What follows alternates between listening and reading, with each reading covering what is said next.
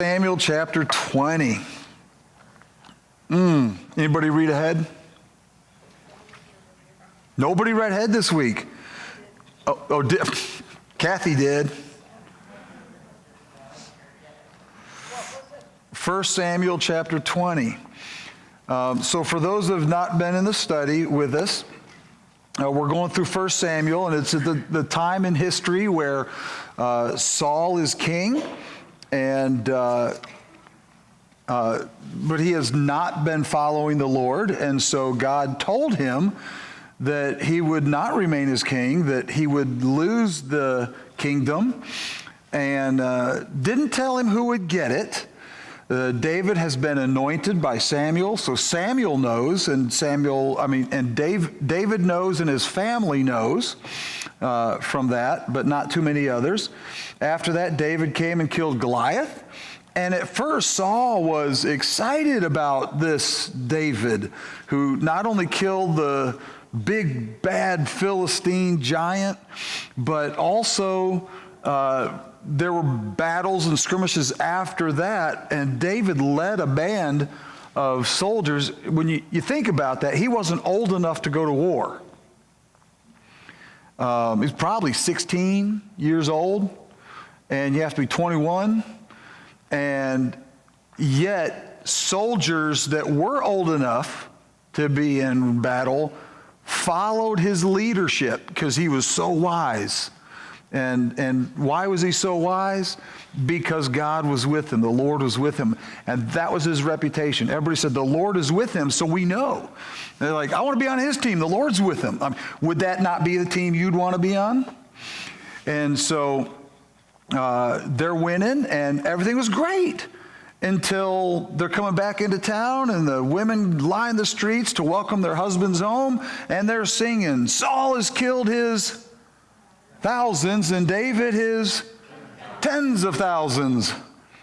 And Saul was like, I don't like that song very much.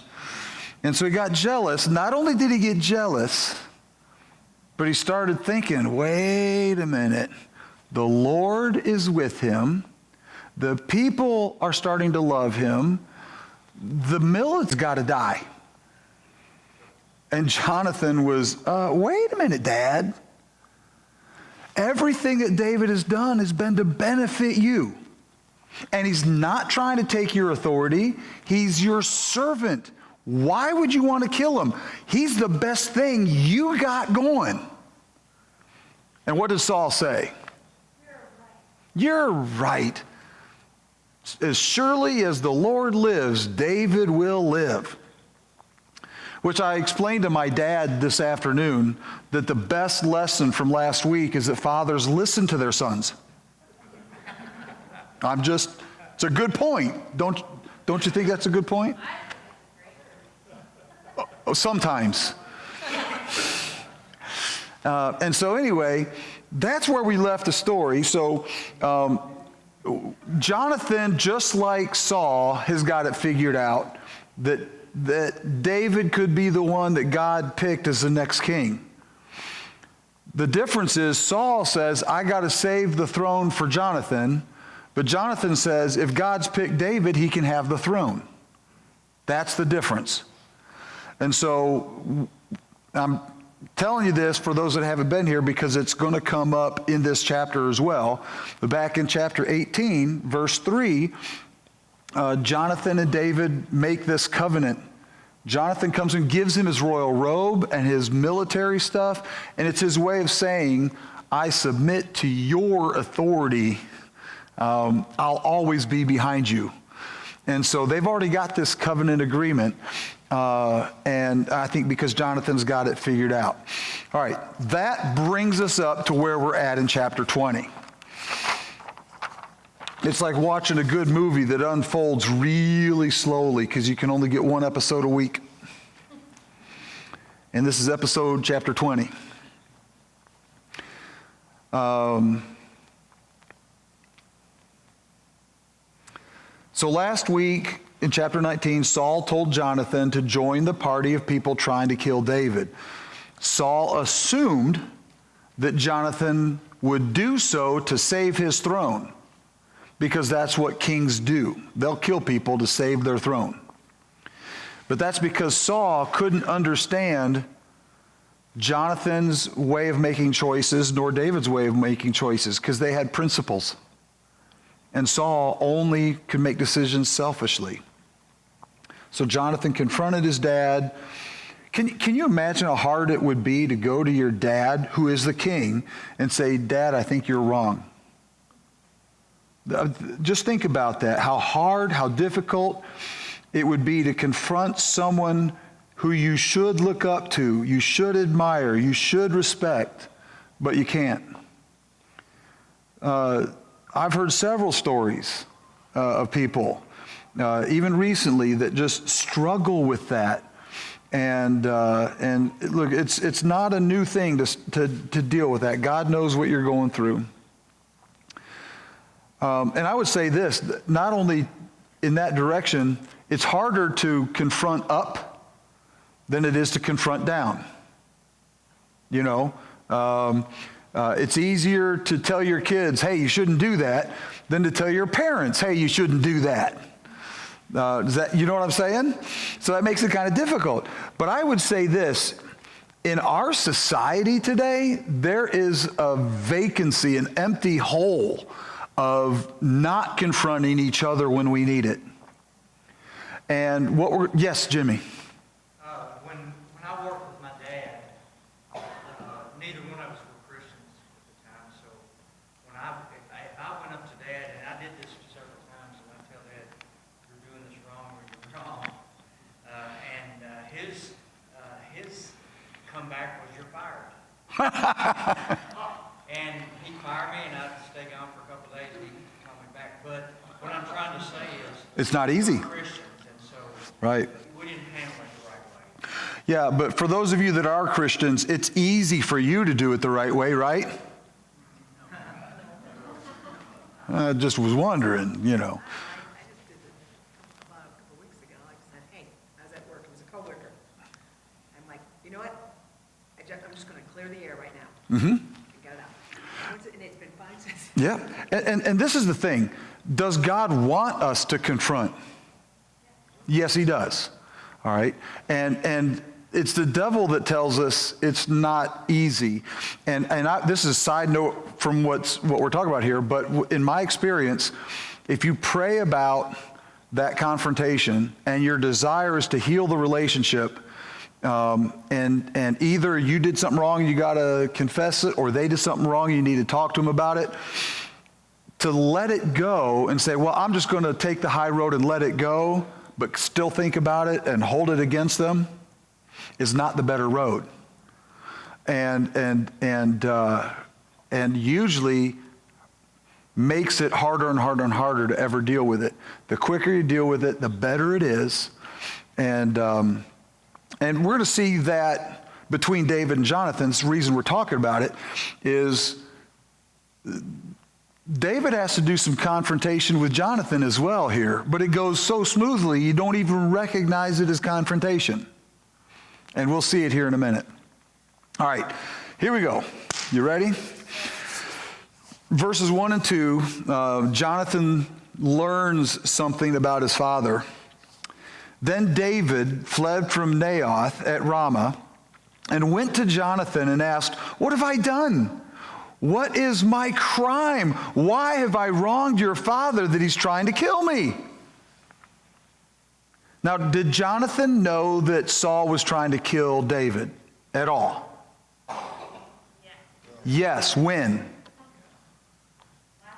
Chapter 19, verse 1. Saul told his son Jonathan and all the attendants to kill David. But then Jonathan talked to his dad Saul, and Saul said, you're right, I shouldn't kill him. So by the time we get to chapter 20, what does Jonathan think his dad's mental state is about David? Not going to kill him. Going to let him go. Change my mind. He's good for us. And so when David tells Jonathan, your dad's trying to kill me, and Jonathan loves David, Jonathan loves Saul, he's caught in the middle. Poor guy. But he believes, he's given his dad the benefit of the doubt. And he's like, no, he's not. Like, I talked to him about this. But he didn't want to tell David, yeah, I talked to him and he said he wanted to kill you, but I talked him out of it. He just simply said, no, he's not. I got the inside scoop. And how did Jonathan have the inside scoop? It's easy. He went and talked to him. His dad said, I'm done. So Jonathan's response, verse 2, never, Jonathan replied, you are not going to die. Look, my father doesn't do anything, great or small, without letting me know. Why would he hide this from me? It just isn't so. What does that tell you about the relationship between Saul and Jonathan? Closer than you thought? And at the same time, not as close as Jonathan thought? He wants so bad to believe him. When we look a little on the surface, David is going to his friend with openness, asking what he's done wrong. But if we look deeper, we will see how Saul's sin and pride deeply damages the most important relationships that he has. Because Saul has pride and is selfish and is disobedient to God, what's that going to do to the one person he really wants to be close with, Jonathan? It's going to drive that wedge and separate them. Because at this moment, Jonathan totally believes his dad. By the end of the story, he's going to realize his dad is not who he thought he was. And that's going to hurt. Do you have a question? I saw your hand move. No? Okay. Don't move your hands. This is like an auction in here, you know.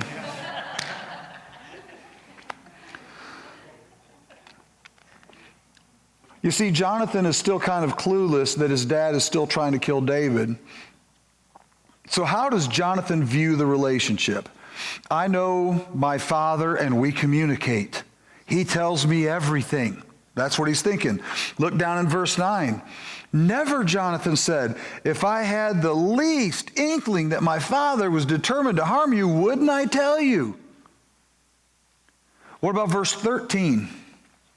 It says, but if my father intends to harm you, may the Lord deal with Jonathan. And that's Jonathan speaking. Like he speaks of himself in the third person. Like I'm telling you, the Lord deal with Jonathan, be it ever so severely, if I knew.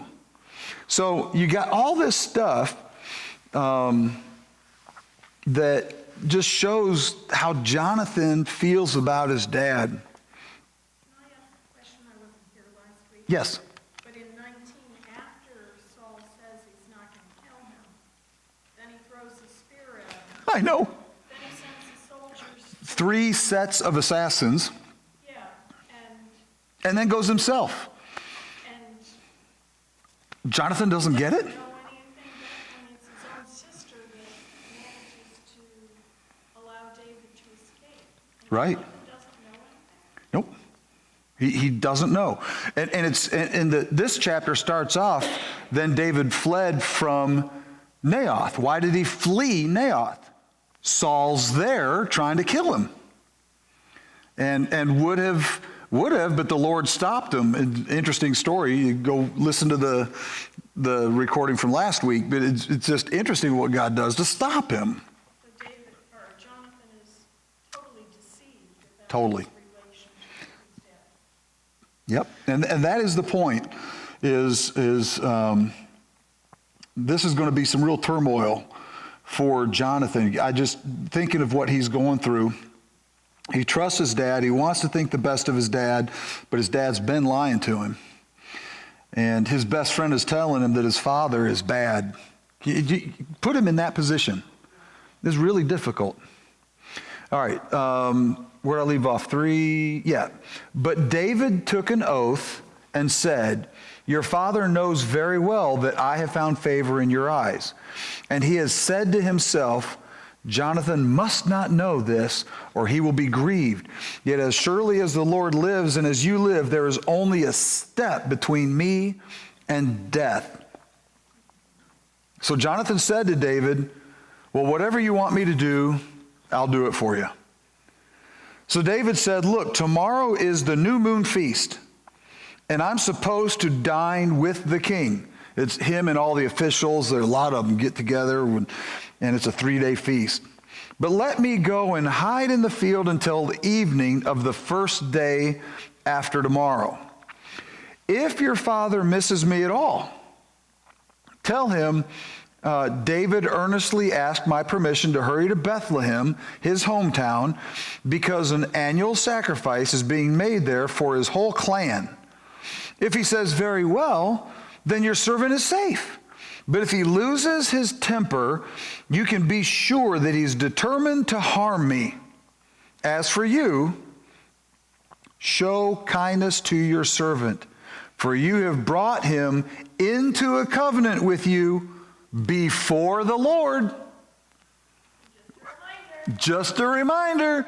You are, because think about this from David's perspective. How can Jonathan not know? Think about that. He just said, Dad does everything, big or small, only after telling me. He's grooming me for the throne. So he doesn't do anything without me. And David says, "Yeah, but he's trying to kill me." "No, trust me, he's not. I want to trust you, just like you want to trust your dad. So, yeah, we're going to do this, but don't forget, we have a covenant." What kind of covenant? Before the Lord covenant. So that shows you how serious 18:3 was when they made that covenant. It was not just a friendship. It's like Jonathan understood that David would be the next king, I believe. And he's saying, so don't forget, because it's all wrapped around Saul's trying to save the throne for Jonathan. Jonathan and David know David's supposed to have the throne, but they're not trying to hurry it. "If I'm guilty, then," listen to this, "then kill me yourself. Why hand me over to your father? If you talk to your father and find out I've done something that's wrong and deserves death, at least let it come from somebody who's obeying the Lord, not somebody who's doing it out of pride. But I'm willing to die if I've done wrong," because he knew that he hadn't done anything wrong. So this whole test on Saul is based on the assumption that if Saul is trying to kill David, when David doesn't show up to the celebration, Saul would be mad. Right? Y'all see that? If Saul doesn't notice or doesn't care, "Oh, okay, great, glad he's over there having his family time," then that would show we're in good graces. But David knows, I think Saul has a plot to kill me there. And when I don't show up and he can't kill me there, he's going to be mad. So he's assuming that Saul will lose his temper. And I think it's also because Saul would be upset that his plot to kill David didn't work. He eludes me every time. He runs to that town. I go to that town. I even send 3 groups of assassins, and they wander around prophesying. And they were not holy people prophesying. It's just an interesting thing that God did. He goes, and so now I'm going to get him in my palace.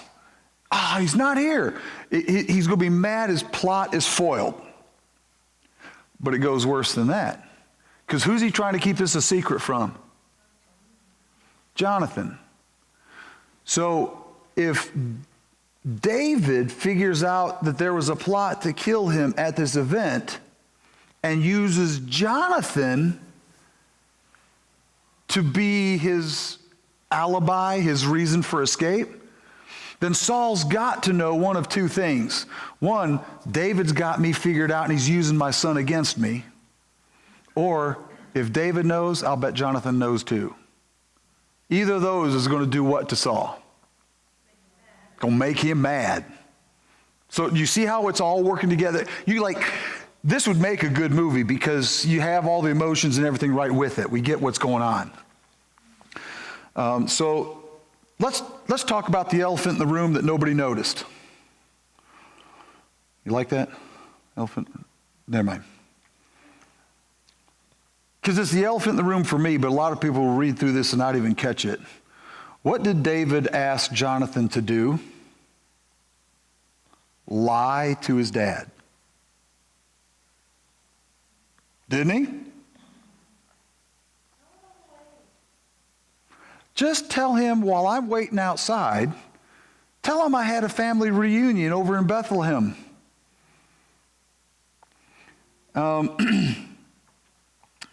It is easy for us to just dismiss it and say, yeah, but they're trying to figure out a way to find out. It's easy for us to say, yeah, but Saul's trying to kill him. That's way worse than lying to him.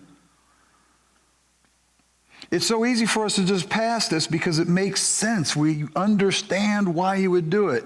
Shame on us for just dismissing lying to his father so easily. Because I believe, well, let me put it this way. At what level should we lie to our authorities because we know they're wrong? You see my dilemma? If you start living by the principle and not just, oh, that's the easy way, it brings us into some things we got to question. In a way, this story goes right on. Even in the scriptures, it doesn't say, and he shouldn't have lied. You know, it doesn't condemn it. However, what do we watch and learn about David as we see him go through this? There are times he makes some really tough decisions, but other times when he gets backed into a corner, when he gets worried, when he gets scared, which isn't often, I'll give him that. I'm not bringing him down. But in his weakness, he has a hard time saying no to the flesh. In 1 Samuel 21, verses 1 to 9, we won't read it right now because we're going to get there in a few weeks. Well, next week, probably. David lies to Abimelech, the priest. David flees to Nob and tells the priest Abimelech that he's on a secret mission for the king to try to get food. And it backfires. He shouldn't have tried to lie. But why not lie? It works back here. You see the problem? 1 Samuel 27, David joins the Philistines. The who? Who? Who are they? That's the arch enemy. That's where Goliath was from. And he goes over and says, yeah, I'm out of graces. He's weary from running from Saul, so he moves into Philistine territory and pretends to be loyal to King Achish of Gath. And then he raids Israel's enemies, but lies to Achish, saying he's raiding Judah. So it's to try to find a safety place, he lies. 1 Samuel 25, David plans to kill Nabal and his household after being insulted. There's revenge for being dishonored. And then you all know 2 Samuel 11, Bathsheba and Uriah. When David saw her out the window, could he say no? Nope. And then he tried a deceitful way to cover his sin. So I don't think we should so easily dismiss the fact that David maybe could have found a better way to do this without lying. I'm just, but we move on because that's what the scripture keeps telling us. I just wanted to bring that out and point that out. All right, so here's the plan to find out what Saul is really thinking. We got to find out what Saul is thinking. And verse 10, David asked, "Who will tell me if your father answers you harshly?" Like, how am I going to find out? You go find out from your dad. How am I going to find out? And come, Jonathan said, let's go out into the field. So they went there together. Then Jonathan said to David, I swear by the Lord, that's a new covenant, the God of Israel, that I will surely sound out my father by this time, the day after tomorrow. So he's got tomorrow, day one of the ceremony, or the meal, the celebration, and then the second day of celebration. He's got those 2 days to figure it out. If he is favorably disposed towards you, will I not send you word and let you know? But if my father intends to harm you, may the Lord deal with Jonathan, be it ever so severely, if I do not let you know and send you away in peace. What verse is that? May the Lord be with you, catch this, as he has been with my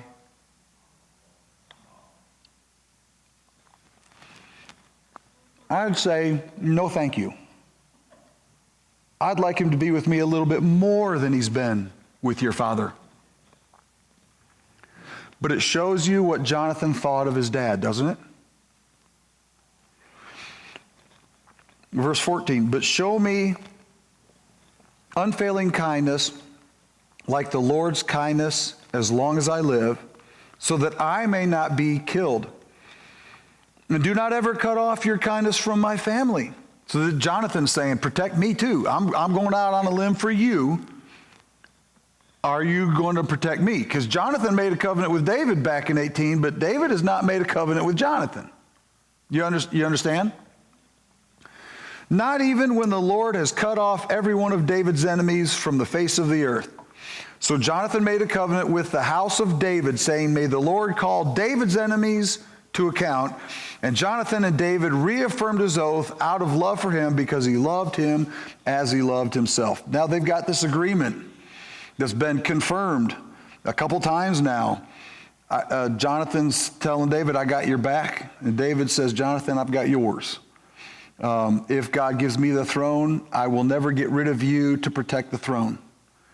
And Jonathan says, yeah, and if God gives you the throne, you can have it. I'll never try to take it from you. But let's carry this to our children as well. I don't want your kids to come after my kids, figuring they're going to try to come back and take the throne. And so it brings in the household as well. I like in verses 16 and 17, Jonathan is basically saying, if my father is an enemy of David, then let God call him into account. Isn't that what it's, read those verses, take a look at that. When he says, after God has dealt with all of your enemies, if Saul is an enemy of David, would that not include Jonathan's own father? And so I think that's a pretty key, important thing that he's doing there. I like how through those few verses there that Jonathan made sure that the Lord was the centerpiece of the friendship. Thank you, because that's going to come up here in a minute. But every part of their relationship is, I promise you before the Lord is my witness. I make a covenant before the Lord to tell you the truth. Everything they do is based on their walk with God. Nothing that Saul does has anything to do with God. Do you see the difference? And who ended up with the better relationship? Jonathan and David, or Jonathan and Saul? Jonathan and David. Why? I mean, they're not blood. They're not related. Why are they closer than blood? Because honesty and the Lord and holiness and righteousness and the principles from God, that unifies better than blood does. So, let's say you got two people that are married and struggling. What's the best thing they can do to draw closer together? Put God the center of their life, quit worrying about fixing the other one, and start fixing themselves and drawing close to God, and it is amazing how God becomes the magnet that keeps people together. And so it's just a side note, it's there. All right, let's keep going, because I'm trying to get through this chapter by the end of today. I think we're going to make it. Did I read 60? Where did I leave? Oh, 15? 18, good. So, I mentioned 16 and 17, but I didn't read them. Let me read them. So Jonathan made a covenant with the house of David, saying, may the Lord call David's enemies to account. I read that. And verse 18, here we go. Then Jonathan said to David, tomorrow is the new moon feast. You will be missed because your seat will be empty. I mean, nobody missed. Wouldn't it be great if when we did attendance here, we didn't count how many were here, just the empty seats? Wouldn't it be great? Although we are having more empty seats than we have more full seats than empty seats, so that's good. But an empty seat, they go, no, nobody misses that feast, because it's like everybody's there. It's the party to be at. So he says in verse 19, the day after tomorrow, toward evening, go to the place where you hid when this trouble began, and wait for the stone of Ezel. I will shoot 3 arrows to the side of it, as though I were shooting at a target. Then I will send a boy and say, find the arrows. If I say to him, look, the arrows on this side of you, bring them here, then come, because as surely as the Lord lives, you are safe. And this is what Jonathan expected. He's like, let's do this first, because that's what to expect. There's no danger. Verse 22, but if I say to the boy, look, the arrows are beyond you, then you must go, because the Lord has sent you away. And see how he's bringing the Lord into it? Even in this, I'm doing this so that the Lord can tell us what he wants. I love that. Verse 23, and about the matters you and I have discussed, remember, the Lord is witness between you and me forever. Like reference to the covenant again. Like there's several references to this covenant between Jonathan and David that goes back several chapters. Verse 24, so David hid in the field, and when the new moon feast came, the king sat down to eat. He sat in his customary place by the wall, opposite Jonathan. And Abner sat next to Saul. But David's place was empty. So what's Jonathan expecting? What's Jonathan think? If Jonathan believes his dad, what's going to happen? All right, so let's see what happens. Verse 26, Saul said nothing that day, for he thought something must have happened to David to make him ceremonially unclean. Surely he is unclean. All right, let's pause right there. So he doesn't say anything. What's that mean to Jonathan? Yeah, I don't know yet, but this sounds good. He didn't get mad. Right? So he's like, okay, yeah. He didn't really respond like with happiness and kindness and congeniality, but he didn't get mad. So Jonathan probably slept better that night than the night before, wondering. There's another principle in here that I think is important. What was David's reputation? From this verse, where do you see what David may have been known for?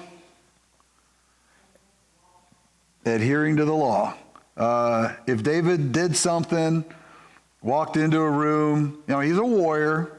He could have walked in somewhere and said, oh no, there's a dead body in that place. Now I'm unclean. I got to go do Saul knew if David found himself unclean, he's going to obey that law. Surely he's just unclean. He'll be here tomorrow. He wanted to be here. Something happened to him where he became unclean. And so it really speaks well of, it shows that Saul knew David was a good man, but wanted him dead anyway because he was in his way. Do you see the selfishness in that? So verse 27. So the first day goes by without a hitch. Verse 27. But the next day, the second day of the month, David's place was empty again. Then Saul said to his son Jonathan, why hasn't the son of Jesse come to the meal, either yesterday or today? So now he's kind of showing Jonathan that I did recognize yesterday, but I just didn't say anything. He didn't say, oh, by the way, where's Dave? Was he here yesterday? I didn't notice. It's not that. He noticed he wasn't there yesterday, and now he's not here today. So Jonathan answered, David earnestly asked me for permission to go to Bethlehem. Liar. He said, let me go because our family is observing a sacrifice in the town, and my brother has ordered me to be there. If I have found favor in your eyes, let me get away to see my brothers. That is why he has not come to the king's table. Saul's anger flared up at Jonathan. And he said to him, you son of a perverse and rebellious woman. I would give you the modern vernacular for that, but that's not something I would ever say. You know, and but you all know what he's saying here is not kind language. He's basically cussing his son out. And he does kind of curse his wife in it. At first, like when we're watching a movie and somebody will use that son of a rebellious woman, I always say to my kids or to my family, because I hate hearing things like that on TV, I go, why blame the mom? You know, I do that all the time. You know, why blame the mom? But anyway, but what's coming is a curse on the mom as well. Here, go ahead, Jimmy. Was Jonathan being truthful here when he told his dad? No, he was not. I know it. Yeah. You bringing that up for me again. Appreciate that.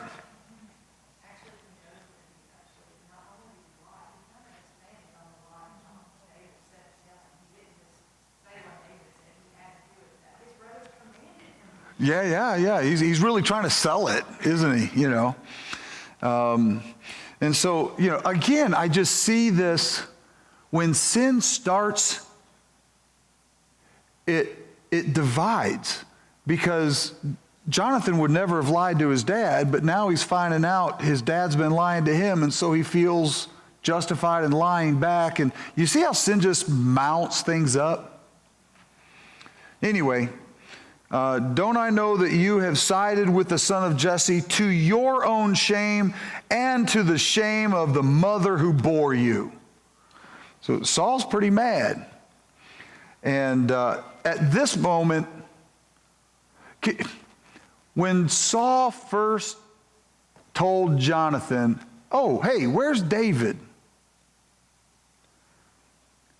Can you imagine that moment where Jonathan went, all right, this is it. He didn't say anything yesterday. I didn't bring it up to him. This is the moment I find out where my dad really stands. You know, you're waiting for that moment. It comes up, and he's like, all right, so I'm going to tell Dad the story, and if he says, okay, good, then it's good. And so he's telling him, and he's trying to sell it because he really wants his dad to understand and to think it's okay. That's why he adds to it. He really wants his dad to be nice about it. And his dad curses him out. Can you imagine and think of it this way. David knew how this would go, but Jonathan didn't. Saul's response to Jonathan is not what Jonathan expected. Let that sink in. Well, and Saul didn't get angry at David. Right. He got angry At Jonathan. Yep, he's in front of all the people, and it's like his pride. And some of the people that probably knew about the plot, he probably had to kill David. They're like, what do we do now? He's not here, you know. And I thought you had this under control. I thought you said they were going to be here. And like, you know, I don't know what the plot was, or if there is one. It just seems like there should have been. You know, it's like, hey, take that poison drink and go dump it somewhere, you know. I don't know what they had planned. But let's keep going. Verse 31. As long as the son of Jesse lives on the earth, neither you nor your kingdom will be established. So he's mad at Jonathan, like, don't you get it? I'm doing this for you. I'm killing your best friend for you so you can have the throne I want you to have. Jonathan's thinking, but I don't want it because God gave it to somebody else. What a great attitude to have. Don't you wish we could have that attitude of, if God doesn't want me to have it, I don't want it, even if it's a throne. Now send someone to bring him to me, for he must die. I guess it's go to Bethlehem and find him. Well, they can go to Bethlehem, but they're not going to find him and bring him back. Verse 32, Jonathan's arguing with his dad. Why should he be put to death? What has he done? Jonathan asked his father. And because he had already had that conversation. And it went better last time in private. But Saul hurled his spear at his own son to scare him into obedience? It says to kill him. I had a tough time taking the throne when he's dead. Yeah, it's like when we try to save things ourselves that God doesn't want us to have, often we sabotage it ourselves. Like, just the simple lesson, just give up and go God's way. A whole lot easier and better. But no, Saul's taking matters into his own hand and is making it worse. But Saul hurled a spear at him to kill him. Then Jonathan knew. Now watch this. This is crazy to me. That his father intended to kill David. He just tried to kill me. So, oh man, I guess David was right. He's trying to kill David. Whose life is he worried about in that moment? Wait, who's still in the room with Saul? Jonathan's in the room with Saul. Saul threw a spear to kill Jonathan. What's to keep Saul from saying, I missed. Guards, grab him. Nothing. And even in that moment that his life is threatened, who's he worried about? David. Keep reading. Watch this. Jonathan got up from the table in fierce anger. On that second day of the feast, he did not eat because he was grieved that his father's shameful attempt to kill his son. What bothered Jonathan that day? The way his dad was treating David. Not even the fact that his dad tried to kill him. But why is that such a big deal, Jonathan? Because that meant David was right. Dad's trying to kill him. Dad is not who I thought he was. Dad's been lying to me. His whole world is upside down now. In the morning, Jonathan went out to the field for his meeting with David. He had a small boy with him, and he said to the boy, "Run and find the arrows I shoot." As the boy ran, he shot an arrow beyond him. When the boy came to the place where Jonathan's arrow had fallen, Jonathan called out after him, "Isn't the arrow beyond you?" There's the sign.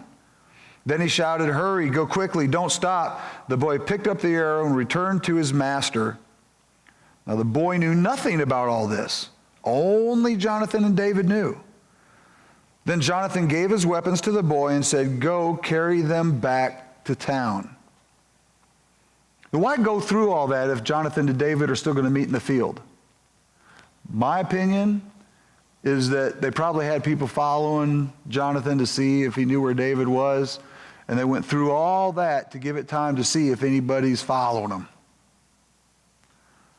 And then, all right, send him back. And I think in that moment he watched enough. So verse 41, after the boy had gone, David got up from the south side of the stone and bowed down before Jonathan 3 times with his face to the ground. Then they kissed each other and wept together. But David wept the most. Jonathan said to David, "Go in peace, for we have sworn friendship with each other in the name of the Lord." There it is again, saying, "The Lord is witness between you and me, and between your descendants and my descendants forever." Then David left Jonathan and went back to town.